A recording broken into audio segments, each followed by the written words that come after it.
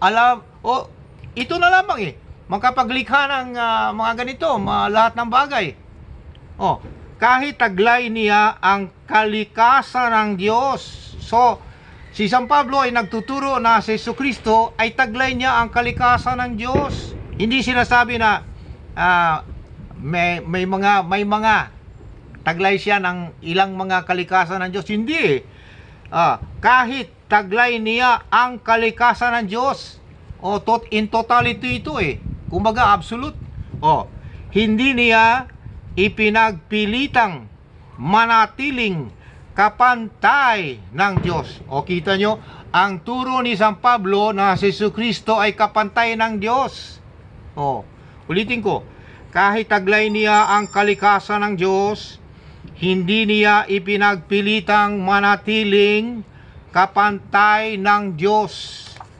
Sa halip, kusa niyang binitiwan ang pagiging kapantay ng Diyos. Ibinalik pa. Ang turo ni San Pablo ay kapantay si Jesucristo ng Diyos.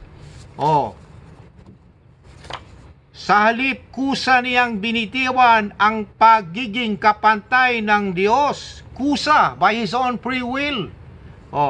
Kasi kapantay sila sa halip, kusa niyang binitiwan ang pagiging kapantay ng Diyos. Dalawang beses yung mababasa yung salitang kapantay. Equal sa English. Napakasimple lang ang Tagalog nito At namuhay ng isang alipin, ipinanganak siya bilang tao. Kita nyo? Ipinanganak bilang tao. So hindi tao, ipinanganak bilang tao. So bago siya ipinanganak bilang tao, hindi siya tao. Kasi sa English dito, pag binasa mo yung Philippians chapter 2, 5 to 8, He came in the likeness of a human being. Nakitulad sa tao. Pag ikaw ay nakitulad sa tao, hindi ka tao. If you come in the likeness of a human being, hindi ka human being. You only came in the likeness of a human being. Kaya ulitin ko po, ito ang turo ni San Pablo. Kung kayo ay sinasabing kayo ang iglesia na nasa Roma 16:16, dapat maniwala kayo sa turo ni San Pablo na nakasulat sa Filipos 2:5-8. Mula sa magandang balita Biblia, naway magkaroon kayo ng kaisipan na tulad ng kay Kristo Jesus. Kahit taglay niya ang kalikasan ng Diyos. Kita mo, Diyos, hindi niya ipinagpilitang manatiling kapantay ng Diyos. Kapantay pala siya ng Diyos Sa halip, kusa niyang binitiwan by His own free will. Kusa niyang binitiwan ang pagiging kapantay ng Diyos. Binalik na naman yung salitang kapantay. Napakasimple lamang yung salitang kapantay. Kusa niyang binitiwan ang pagiging kapantay ng Diyos at namuhay ng isang alipin. Ipinanganak siya bilang tao. Nagpakumbaba siya at naging masunurin hanggang sa kamatayan sa krus. Bakit po kailangan ito na paparito siya bilang tao? Sapagkat yung katawan niya at dugo niya ay ialay niya sa krus sa Kalbaryo para sa kaligtasan ng mga tao. Napakaliwanag po Ngayon, kung sasabihin natin na tayo ang iglesia na nakasulat sa Roma 16:16, si San Pablo ang sumulat ng Roma At sinulat rin ni San Pablo ang Filipos 2:5-8 na si Jesucristo ay Diyos, kapantay ng Ama, at pumarito lamang sa mundo bilang tao. Hindi pala tao bilang tao lang Ngayon, ang mga Biblia na nababasa natin na Tagalog ay 8 bersyon ng Tagalog na Bible. Kung babasahin mo ang Filipos 2:5-7, mababasa mo mula sa 8 bersyon ng Tagalog na Biblia, lahat. ay nagsasabi na si Jesucristo ay kapantay ng Ama. Saan mo mababasa? Ang Bagong Tipan, Filipino Standard Version. Ang Biblia, 1978. Ang Biblia, 2001. Ang dating Biblia, 1905. Ang Salita ng Diyos, Tagalog Contemporary Bible. Ang Salita ng Diyos, Magandang Balita Biblia. Wala o merong Deuterocanon. Lahat ng mga bersyon na yan, na 8, ay nagsasabi sa Filipos 2:5-7 na si Jesucristo ay kapantay ng Ama. Kapag ikaw ay kapantay ng Ama, ang Ama ay Diyos ka rin. O, di ba? O. Ngayon, yan ang turo ni San Pablo. Ano ang ebidensya, dagdag na ebidensya na si Jesucristo ay kapantay ng Ama? Ay napakadali na mababasa eh. Okay, Pahayag 4:8. Pahayag 4:8 mula sa Magandang Balita Biblia. Banal, banal, banal ang Panginoong Diyos na makapangyarihan sa lahat. O Diyos pa, makapangyarihan sa lahat pa, di ba? O di mas matindi kaysa Diyos lang. Kasi yung iba naniniwala merong maliit na Diyos, merong malaki na Diyos, hindi naman makapangyarihan. O ito, makapangyarihan to ha. Pahayag 4:8 mula sa Magandang Balita Biblia. Banal, banal, banal ang Panginoong Diyos na makapangyarihan sa lahat. Sa English yan, Almighty. Almighty sa English yan, yung makapangyarihan sa lahat. Na siyang nakaraan. May past tense siya, may past, may nangyari sa past. Na siyang nakaraan, sa kasalukuyan, at darating. Kita nyo ang salitang darating? Si Jesus Christ ito eh. Ang Ama hindi darating. Ito yung second coming ni Jesus Christ. Ulitin ko po ha. Pahayag 4:8 mula sa Magandang Balita Biblia. Banal, banal, banal ang Panginoong Diyos na makapangyarihan sa lahat. Almighty yan. Na siyang nakaraan, kasalukuyan, at darating.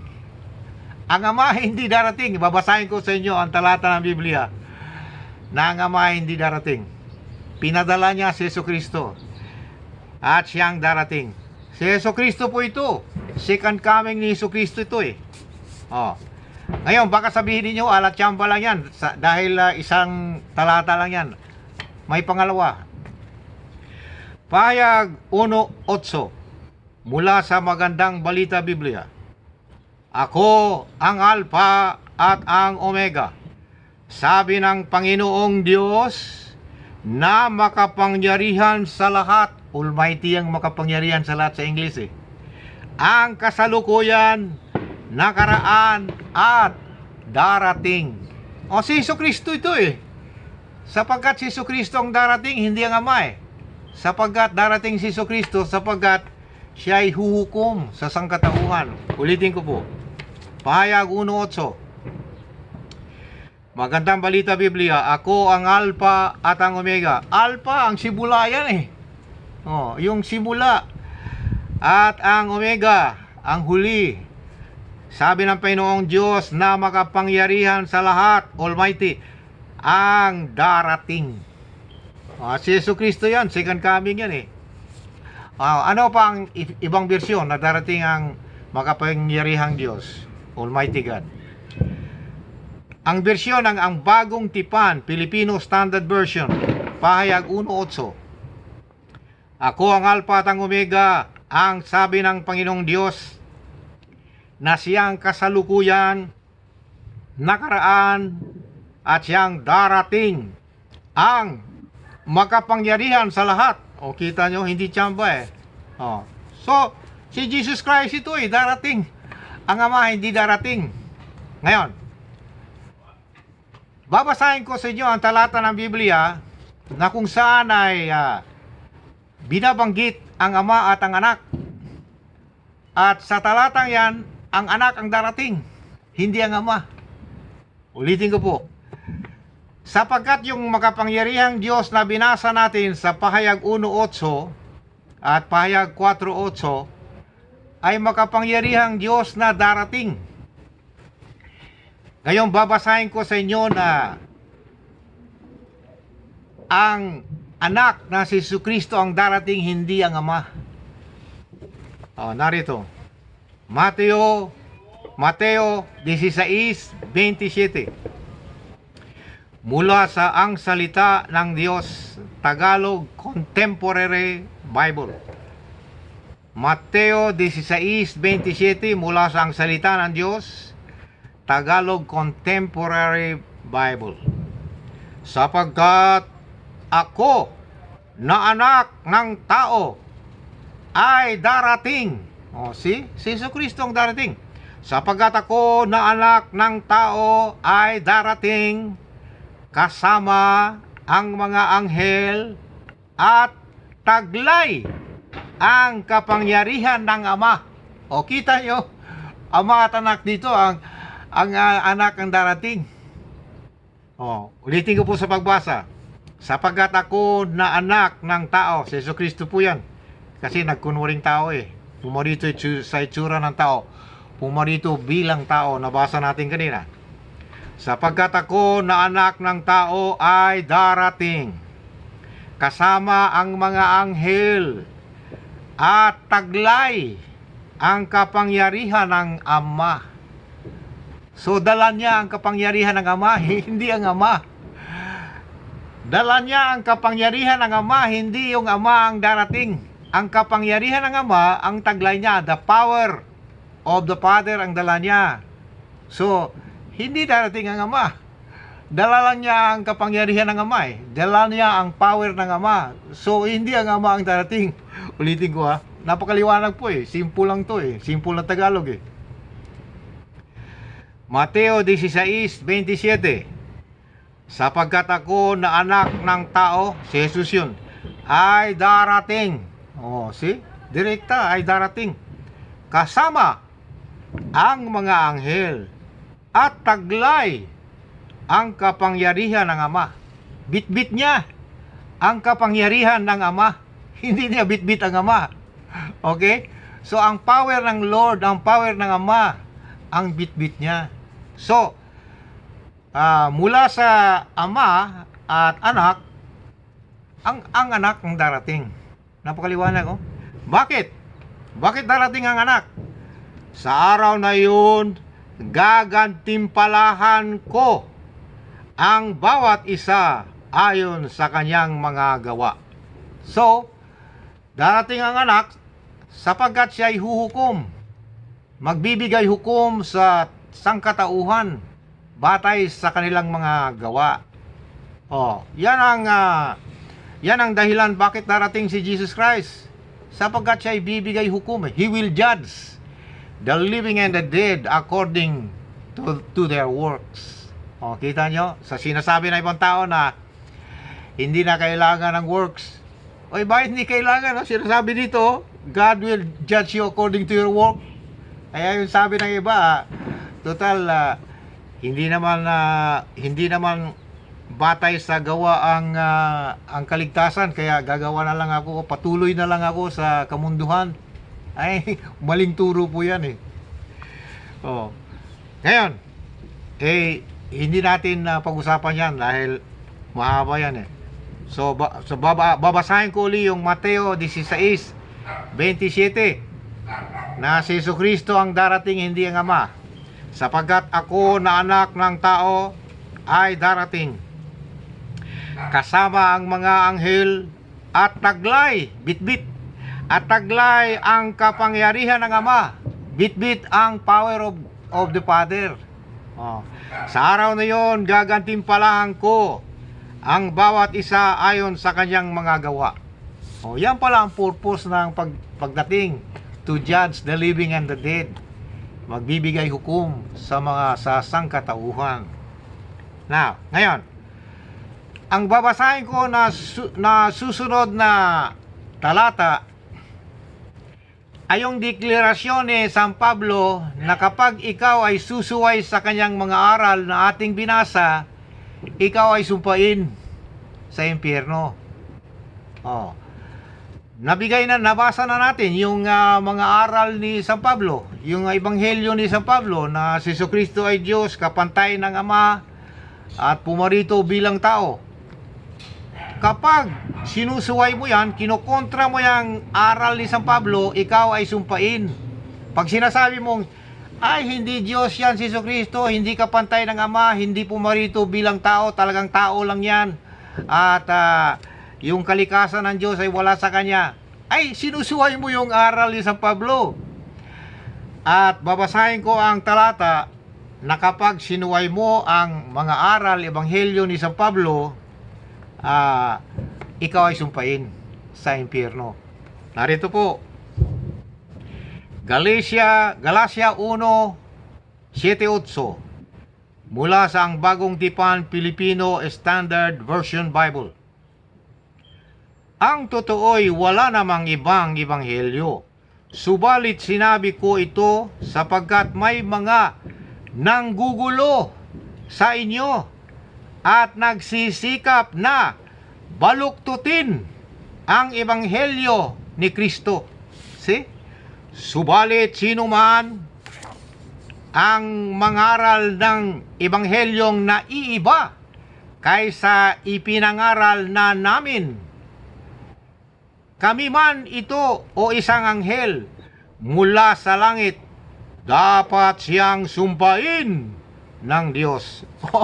Sumpain ng Diyos sa ibang bersyon sumpain sa impyerno kung sinasabi mong ikaw yung iglesia nasa Roma 16:16 at sinabi mong ikaw yung tunay na reliyon, ikaw yung tunay na simbahan na nababanggit sa Roma 16:16, di dapat sundin mo si San Pablo.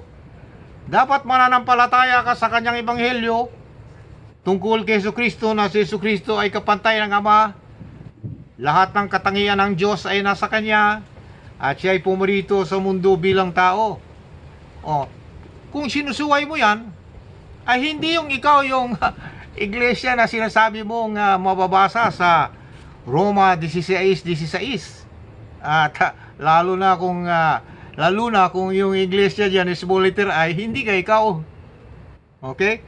Kaya kung gusto mo na ikaw yun, ay kailangan sundin mo at mananampalataya ka sa ebanghelyo ni San Pablo na si Jesucristo ay Diyos, pumarito lamang sa mundo bilang tao, siya ay kapantay ng Diyos. Ngayon, babasahin ko sa inyo ang Kolosas 1:16-18. Itong Kolosas ay isa sa mga aklat ni San Pablo.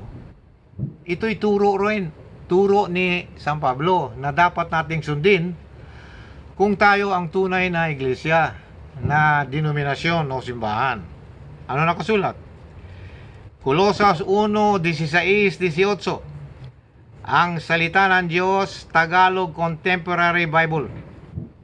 Sapagkat sa pamamagitan niya at para sa Kanya nilikha ang lahat ng nasa langit at nasa mundo, ang nakikita pati rin ang di nakikita, bago pa man likhain ang anumang bagay, naroon na si Kristo.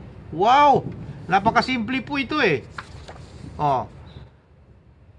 mula sa ang salita ng Diyos, Tagalog Contemporary Bible. Kolosas 1:16-18. Anong sinasabi? Babasahin ko. Sapagkat sa pamamagitan niya at para sa Kanya nilikha ang lahat ng nasa langit at nasa mundo, ang nakikita pati rin ang di nakikita, bago pa man likhain ang anumang bagay, naroon na si Kristo.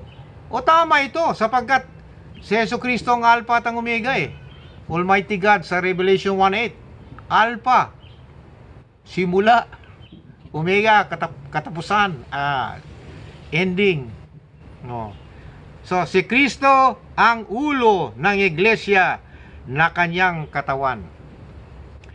Pag binasa ninyo yung ibang bersyon, sinasabi dito sa Colosas 1:16-18 na ang lumikha ng lahat ng bagay na nakikita at hindi nakikita, lahat ng mundo, universe, lahat ng mga principalities, ay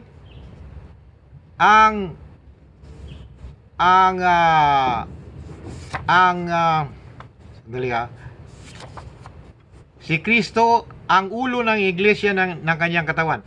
Sinasabi doon sa ibang bersyon na ang lumikha sa lahat ng nakikita at hindi nakikita ay ang ulo ng iglesia na kanyang katawan. Yan ang sinasabi doon. Walang pangalan na Kristo. Ngayon, yung lumikha ng lahat ng bagay sa Colosas 1:16-18 ay sinasabing ang ulo ng katawan na kanyang iglesia. Hindi sinabi ang pangalan, ha? Pero pag binasa nyo ang Efeso 5:23 mula sa ang salita ng Diyos Tagalog Contemporary Bible, si Kristo ang ulo ng iglesia na kanyang katawan. Kita nyo? Yun ang ibang bersyon ng Bible. Walang pangalan na Kristo. Pero ang sinabi na siya ang ulo ng iglesia na kanyang katawan, ang lumikha ng lahat. Period. Hindi sinabi pangalan ni Kristo eh.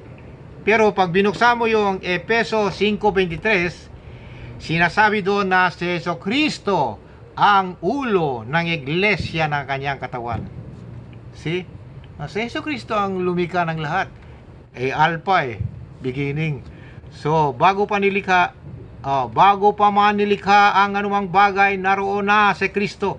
Tama itong turo ni San Pablo sa Colosas 1:16-18 na si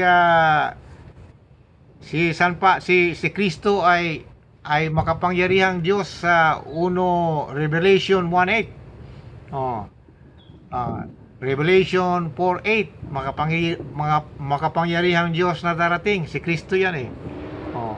So, tama ang sinasabi ni San Pablo na kapantay ni Kristo ang Ama.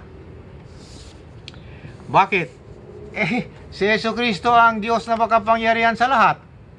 Ang Ama ang Diyos na makapangyarihan sa lahat. O tama, kapantay sila. Yan ang turo ni San Pablo. Ngayon, babasahin ko sa inyo ang Juan 5:22-23. Hindi humahatol kanino man ang Ama.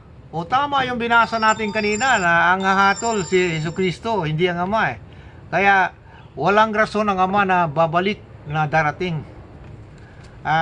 Mananatili ang Ama palagi sa langit eh. Okay. Juan 5:22-23, magandang balita Biblia. Hindi humahatol kanino man ang Ama. So hindi darating, hindi hahatol eh. Anong purpose niya pag siya darating dito? Hindi naman siya hahatol eh. So walang rason. Hindi humahatol kanino man ang Ama. Sa halip ay ibinigay na niya sa anak ang buong kapangyarihang humatol. Bakit? Upang maparangalan ng lahat ang anak tulad ng kanilang pagparangal sa Ama. O kita nyo, di kapantay pala. Biro mo yung parangal na binigay mo sa Ama, yun din ang parangal na ibigay mo sa anak. O di tama, kapantay ang turo ni San Pablo na si Jesucristo ay kapantay ng Ama. Ulitin ko. Hindi humahatol kanino man ang Ama. Sa halip ay ibinigay na niya sa anak ang buong kapangyarihang humatol upang maparangalan ng lahat ang anak tulad ng kanilang pagparangal sa Ama. O kapantay, ang hindi nagpaparangal sa anak ay hindi nagpaparangal sa Ama. O kita nyo? Kung yung iglesia ninyo hindi nagpaparangal sa anak tulad ng pagpaparangal sa Ama, ay hindi po yan ang tunay na iglesia. Kung sinasabi ninyong kayo ang tunay na iglesia sa Roma 16:16, di parangalin ninyo ang anak tulad ng pagparangal ninyo sa Ama, sapagkat sila'y kapantay. Yan ang turo ni San Pablo sa Filipos 2:5-7 na ang ama ng anak ay kapantay ng Ama.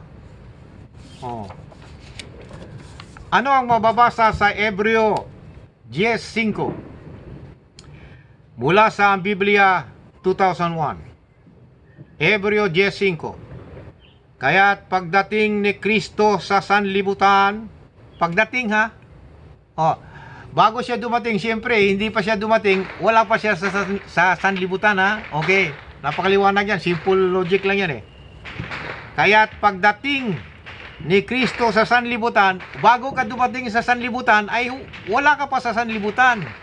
For example, bago ako dumating ng Davao, wala pa ako sa Davao, bago ako dumating Before I came to Davao. So, nasa Manila ako, or nasa US ako, yan ang ibig sabihin nun. Wala ka pa sa Davao. Okay. Kaya't pagdating ni Kristo sa sanlibutan ay sinabi niya. So, bago siya dumating, ay wala pa siya sa sanlibutan. Anong sinabi niya?